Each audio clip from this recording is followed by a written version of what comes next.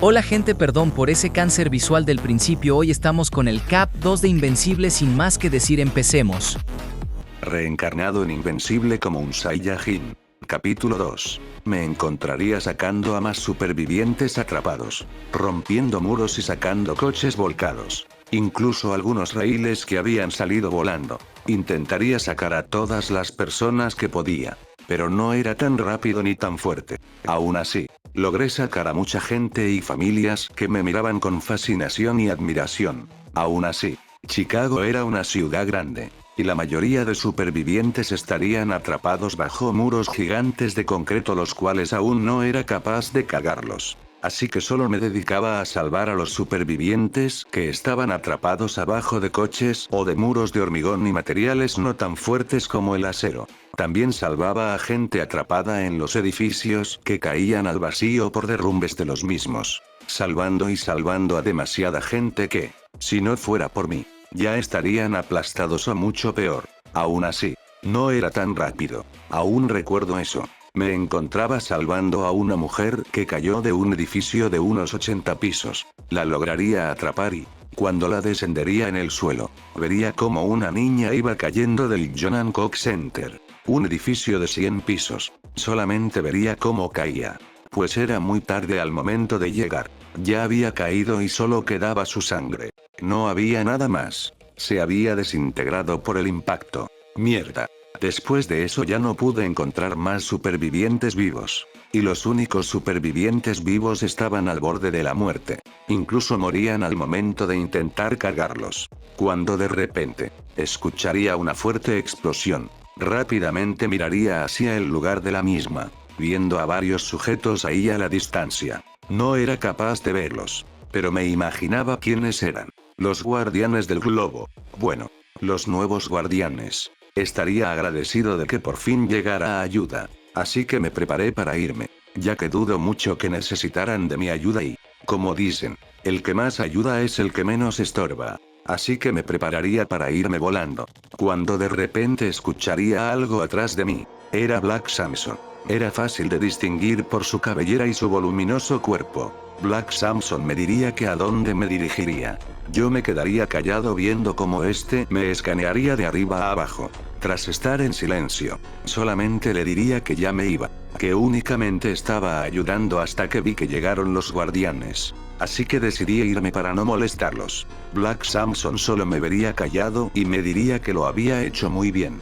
Que algunos drones de robot me habían visto rescatando a más de unas 100 personas. Este me extendería la mano como una señal de paz. Así que, con una sonrisa, la estrecharía junto a él. Simplemente me preguntaría algunas cosas sobre quién rayos era yo y si era un héroe. A todo eso le daría un nombre falso, diciéndole que me llamaba Benoe y que era un héroe nuevo. Black Samson solo asintiría, ya que no tenía forma de averiguar si era verdad o mentira. Así que después de eso, Black Samson me diría que siguiera, que toda la ayuda era importante.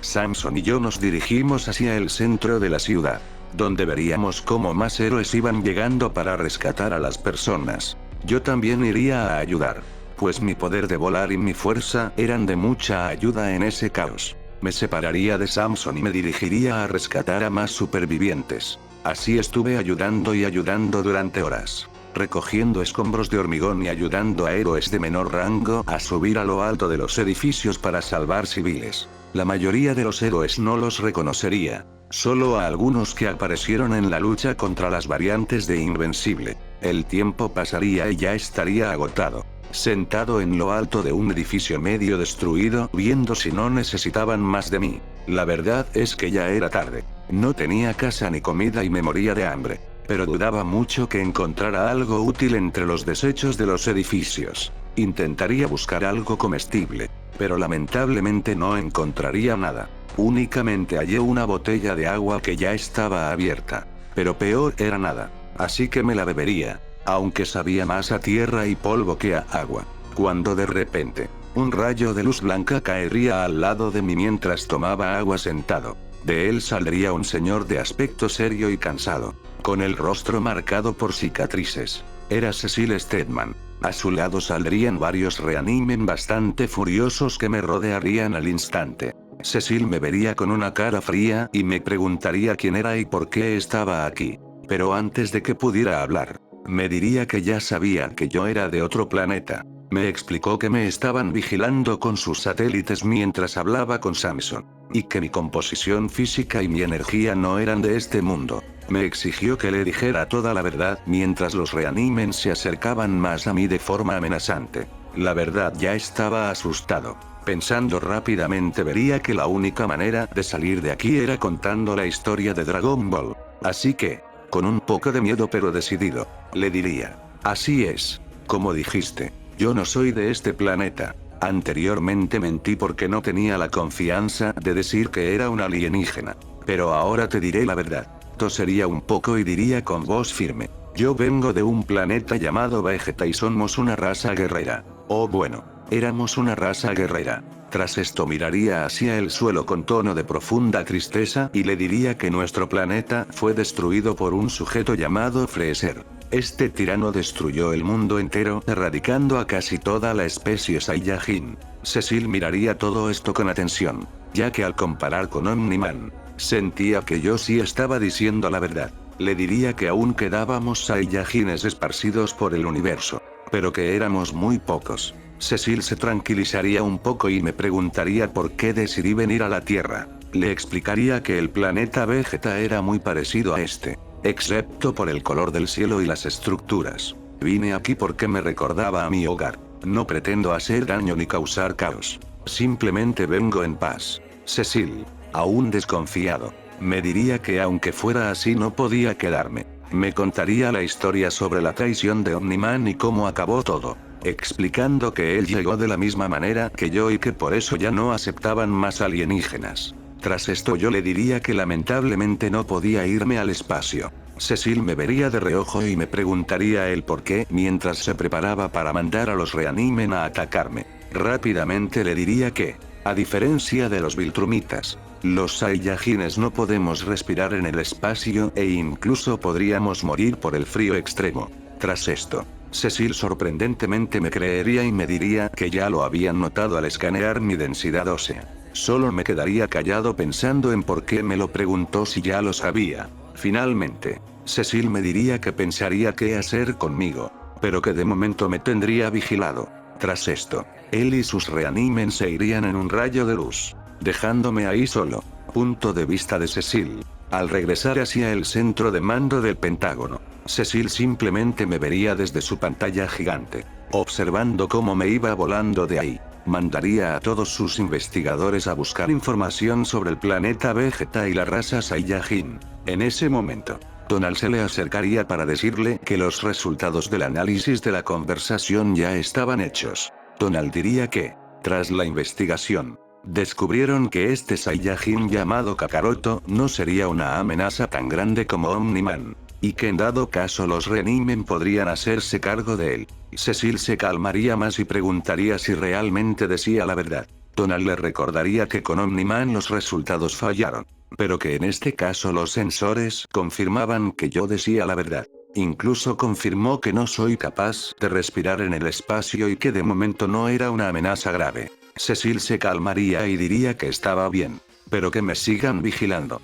Entonces, una investigadora diría que la búsqueda astronómica terminó, dando como resultado que no existía ningún planeta llamado Vegeta. La mujer diría que probablemente el planeta realmente fue destruido sin dejar rastro o que nunca existió. Cecil se preguntaría si entonces no tuve que haber llegado en una nave, y ordenaría revisar los satélites para buscar rastros de algún impacto. Cecil no dejaba de verme en su pantalla gigante, ya que no podía averiguar nada más de mí, ni si ese tal Freezer existía o cuántos años tendría yo realmente, ya que el escáner marcaba entre 30 y 40 años. Pero mi físico era el de un chico de menos de 18. Cecil solo le diría a Donald que se preparara, ya que sabía que de momento no actuaría, pero que debía empezar a planear una forma de derrotarme si fuera necesario. tras la tensa charla con Cecil y ver cómo desaparecía en ese rayo de luz. Me iría a sentar de nuevo en el borde de aquel edificio medio derruido. Lanzaría mi botella de agua vacía contra el suelo con frustración mientras apretaba mi puño con tanta fuerza que mis nudillos tronaron. Me diría a mí mismo en un susurro cargado de rabia que por qué rayos estaba tomando esa basura. Preguntándome qué diablos iba a hacer ahora que no tenía ni a dónde ir ni qué comer. Mierda. Estaba jodido de verdad. Para acabar de rematar la situación, sentía que mi nivel de poder era ridículo. Probablemente igual de débil que el pequeño Oliver o incluso menos. Lo cual me hacía sentir una impotencia que me quemaba por dentro. Realmente estaba fastidiado. Así que me quedé ahí un buen rato viendo cómo el anochecer cubría la ciudad. Observando desde las alturas cómo los equipos de limpieza y los forenses recogían los restos de sangre y escombros que Omniman había dejado por todo Chicago. El humo negro aún salía de las grietas del asfalto y de los edificios colapsados. De repente, mis ojos captaron un reflejo metálico abajo. Vería cómo un trabajador de limpieza encontraba un objeto circular entre los vidrios rotos. Era mi rastreador. Fuck.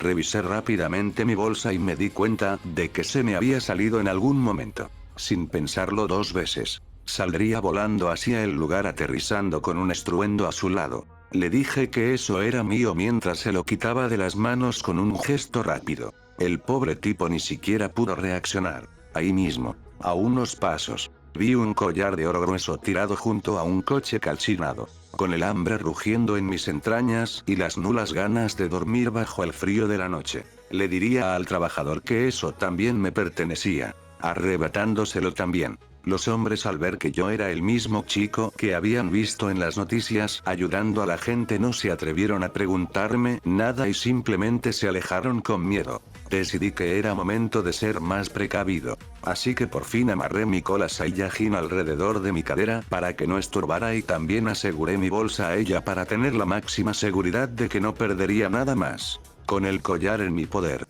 sabía que no me lo iba a quedar. Así que volé rápidamente hacia una casa de empeño que aún tenía las luces encendidas. El dueño me miró con sospecha y me preguntó de dónde había sacado una pieza así. Le mentí con rapidez diciendo que era de un familiar fallecido y que necesitaba el dinero por la emergencia. El señor lo pesó y me dijo que era oro de 14 quilates, con un peso de 25 gramos. Me dijo que me daría $1.500. Me quedé con la cara congelada por la sorpresa. Pero asentí de inmediato y tomé el fajo de billetes para salir volando de ahí antes de que se arrepintiera. Lo primero que hice fue ir a por comida de verdad. Me compré 2 pizzas gigantes al estilo Chicago. Una la devoré ahí mismo en segundos ante la mirada atónita de los empleados y la otra la pedí para llevar.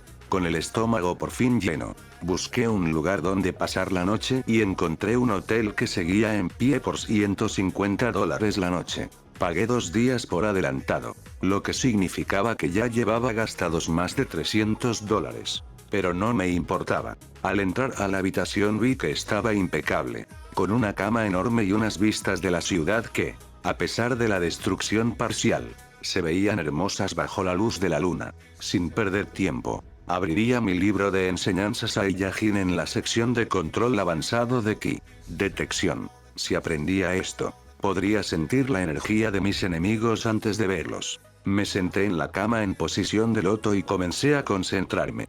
Tardaría unos 30 minutos de meditación intensa hasta que por fin pude sentirlo. Era como si un sexto sentido se activara en mi cerebro, permitiéndome detectar a cada persona dentro del hotel. Eran niveles bajos, de entre 2 y 5 unidades. Simples humanos. Pero al expandir mi rango de detección, sentí algo más fuerte. A lo lejos detecté niveles de 50 y 60, probablemente héroes locales, e incluso sentí un pico de poder de 250 unidades. Era alguien poderoso. Quizás Atomebe o un Mark Grayson recuperándose. No quise darle importancia y me dejé caer en la cama para dormir profundamente. A la mañana siguiente me despertaría con una energía renovada. Pedí un café cargado por el servicio al cuarto y me lo tomé viendo el amanecer desde el ventanal. Tras eso, salí del hotel con un objetivo claro. Fui a una tienda de deportes extrema y compré todo lo que tenían en pesas.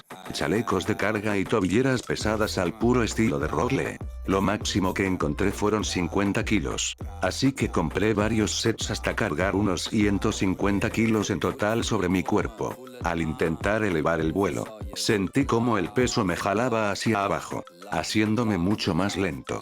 Pero ese era el punto. Me obligué a esforzarme al doble para mantenerme en el aire, lo que me ayudaría a fortalecer mis músculos y mi ki. Pasé toda la mañana volando a máxima potencia sobre los densos bosques que rodean la ciudad, sintiendo el sudor correr por mi frente bajo el peso extra.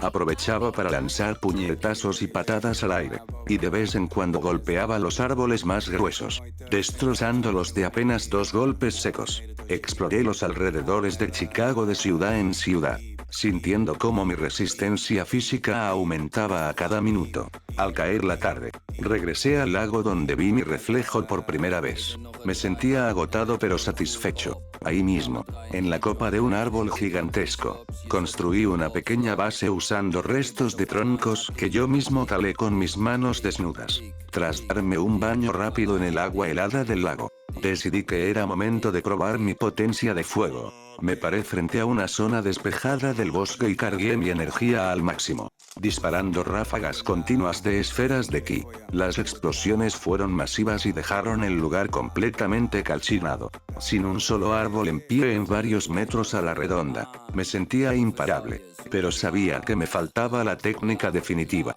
Abrí de nuevo el libro en la sección que tanto deseaba. Kamehameha. Me tomó mucho tiempo entender la teoría y la posición de las manos. Al principio solo salían pequeñas chispas o esferas débiles que se deshacían en el aire. Estuve una hora completa fallando una y otra vez, hasta que decidí hacerlo de forma distinta. En lugar de solo usar las manos, cargué el ki desde la punta de mis pies, subiendo por mis piernas, mi torso y mis hombros hasta llegar a mis palmas. Concentré todo ese flujo de energía en un solo punto y grité con todas mis fuerzas. Kamehameha. Una esfera de luz azul brillante se formó entre mis manos y salió disparada como un camión de energía pura, desintegrando todo lo que había frente a mí por más de 100 metros. El calor era intenso y el sonido de la explosión fue ensordecedor. Por fin lo había logrado. Caí al suelo completamente agotado, viendo cómo la noche volvía a caer sobre el bosque. Me di cuenta de que mi velocidad había aumentado drásticamente, pues regresé a la ciudad en solo 3 minutos, triplicando mi velocidad anterior. Ya en la habitación del hotel, devoré la pizza que me sobró del día anterior mientras encendía la televisión. En las noticias aparecían imágenes mías rescatando gente en Chicago. Varios testimonios de civiles decían que yo era un héroe que había llegado antes que los propios guardianes, salvando cientos de vidas. Ver eso me dio una felicidad inmensa y un sentido de propósito. Con una sonrisa en el rostro y el cuerpo molido por el entrenamiento, me dormiría sintiendo que por fin estaba en el camino correcto para convertirme en el guerrero más fuerte de este mundo.